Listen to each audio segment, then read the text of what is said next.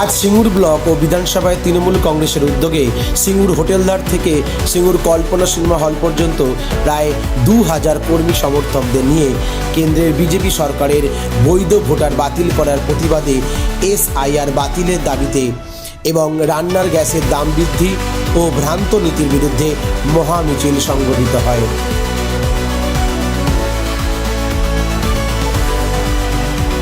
নেতৃত্ব দেন রাজ্যের মন্ত্রী বেচারাম মান্না এবং হরিপালের বিধায়ক ডক্টর করবী মান্না। ভোটার বিবেচনার মধ্যে আছে, এটাকে কিভাবে আমাদের নেত্রী, আমাদের নেতা অভিষেক বন্দ্যোপাধ্যায় জনগণের কাছে প্রতিশ্রুতিবদ্ধ কেউ বৈধ ভোটার বাতিল করা যাবে না। তার জন্য যা করণীয় যেখানে যেতে হবে সেখানেই যাবে এবং আমাদের আইনের প্রতি আস্থা রেখেছেন। রাজ্যের মুখ্যমন্ত্রীও বলেছেন যে সুপ্রিম কোর্টের প্রতি আস্থা রয়েছে, বিচার ব্যবস্থার প্রতি আস্থা রয়েছে। তাই আজকে যারা যেসব ভোটার রিজার্ভেশন আছে তাদের বৈধ ভোটার, সেই ভোটার আবার বৈধ ভোটার হিসাবে এখন যত দিন যাবে বিজেপির সাধারণ কর্মী সমর্থকরা তৃণমূল কংগ্রেস মমতা বন্দ্যোপাধ্যায় অভিষেক নেতৃত্বে তারা তাদের পার্টি অফিস ফাঁকা হয়ে যাবে। তাদের পার্টি অফিসে নেতা ছাড়া কর্মী পাওয়া যাবে না।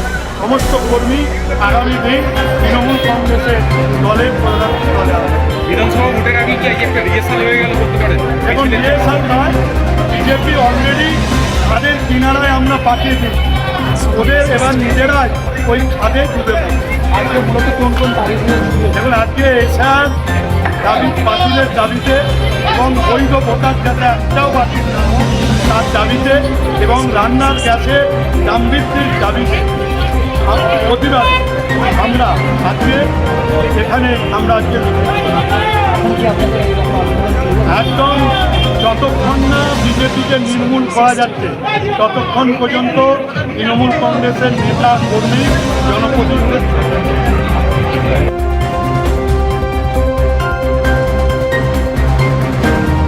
ব্লক তৃণমূল কংগ্রেসের সভাপতি আনন্দমোহন ঘোষ সহ সর্বস্তরের জনপ্রতিনিধি ও নেতৃত্ববৃন্দ। বিস্তারিত প্রতিবেদন বিপি নিউজ বাংলায়।